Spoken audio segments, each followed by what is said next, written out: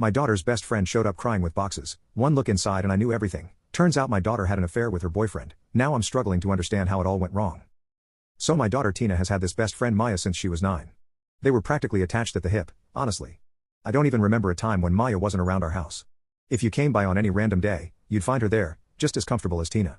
She had her own spot at the dinner table, her own blanket on the couch, and a key to our house. Yeah, a key. I mean, it's not something I do lightly, but Maya was like family to us at some point. It stopped feeling like Maya was just a friend and more like I had a second daughter. She was there for every little moment, birthday parties, holidays, even our family reunions. And she never just came to hang out with Tina, she'd spend time with all of us. My wife loved having her around, and honestly, I did too. She was just one of those kids who felt like they belonged. You know, Maya had this big, bright personality that filled the room. She was always smiling, always kind, and seemed genuinely grateful to be part of our lives. If Tina was our little spark, Maya was the steady flame.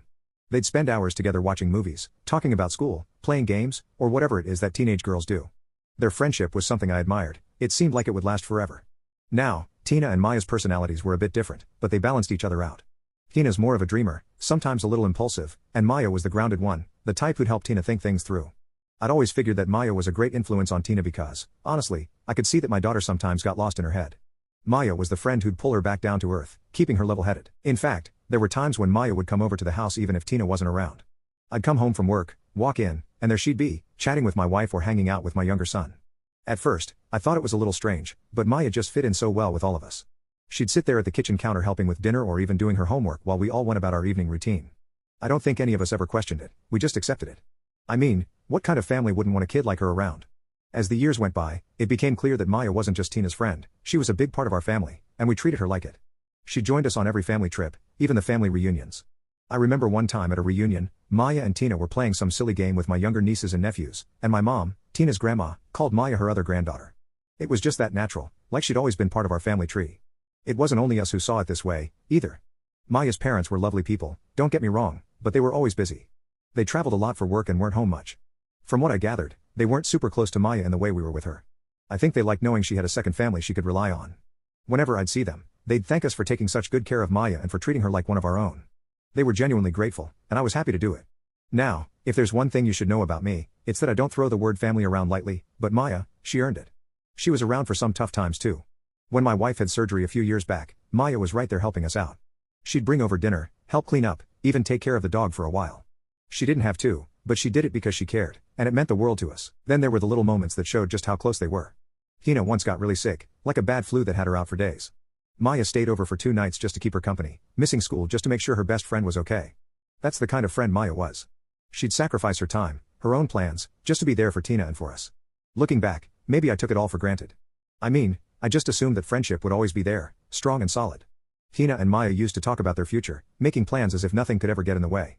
They dreamed about going to the same college, maybe even moving to the same city one day. It was a given that they'd always be part of each other's lives. There's something funny about how you can get used to things, and maybe I got too comfortable. I don't think I ever imagined that anything could come between them. As far as I was concerned, Maya was family, and family is supposed to stick together, right? So, here's the thing, I didn't see the cracks forming, but now, in hindsight, I wonder if there were small signs. I wonder if there was something more I could have done or noticed. I thought Tina and Maya's bond was unbreakable, that they'd be those lifelong friends you read about, but life has a way of throwing things at you, things you don't expect, things you don't want to believe. If I'd known what was coming, maybe I'd have done something different. Maybe I'd have had a conversation with Tina about loyalty, about values.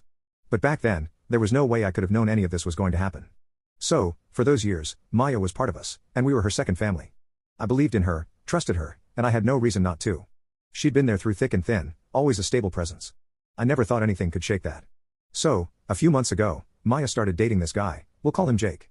At first, it seemed pretty typical. She was excited, telling Tina all about him, sharing the little details you'd expect. I remember Tina seemed happy for her, even teasing her about finally getting a boyfriend. It was the usual best friend stuff, you know. No one thought much of it. Now, I'm not one to jump to conclusions or try to read too much into teenage relationships, but there was something about Jake that gave me pause. Maybe it was because I'd gotten so used to Maya just being part of our family, and suddenly she was bringing someone else around, someone who didn't quite fit. I tried not to overthink it, though, because Maya was young, and I figured she was just going through that phase we all do, right? Where you get swept up in that first serious relationship and want everyone to meet them and like them. At first, Jake only came over once or twice. He seemed polite enough, shaking my hand, making eye contact, all that good stuff. And sure, he was friendly enough, but there was just something about him that felt off to me. I don't know if it was because I was so used to Maya being this open, bubbly person, and Jake felt like this closed book. He'd answer questions, but there wasn't much personality there. Still, I didn't say anything. I figured I didn't know him well enough to judge. But then, a few weeks into their relationship, Jake started coming around more often. He was over at our place so much that I'd bump into him in the kitchen or the living room. And I'll be honest, I wasn't exactly thrilled. I guess part of me was protective of Maya, even though I had no real reason to be. She was a smart girl, had a good head on her shoulders, and it wasn't my place to meddle. Still, I couldn't shake the feeling that something was off, and it wasn't just about Jake, it was also about Tina. I noticed this shift in her, like she'd suddenly become hyper-aware every time he was around. She'd glance his way a little too often, and sometimes I'd catch her staring, almost like she was lost in thought. I thought, okay, maybe she has a bit of a crush. I mean, they're teenagers, it's not the most shocking thing in the world. She was probably just curious about him since he was Maya's boyfriend, and that's normal, right? I brushed it off. But then these little things started piling up. I'd be sitting in the living room watching TV, and I'd notice Tina practically hovering whenever Jake was around. At one point, she even changed her clothes before coming downstairs, which she'd never done before. That was when I started feeling uneasy, though I still wasn't ready to jump to conclusions. One evening, Maya, Jake, and Tina were all hanging out in the backyard, laughing and talking. I glanced out the window, and something about the way Tina looked at Jake stuck with me. It wasn't the look of someone who's just casually curious, it was that look that teenagers get when they're infatuated. She was smiling, but it was this smile that had a bit too much to it. And Jake, he didn't seem to notice, or maybe he didn't care. He kept talking to Maya, not a clue on his face. It was one of those moments where I felt like a bystander, just observing something that didn't quite sit right.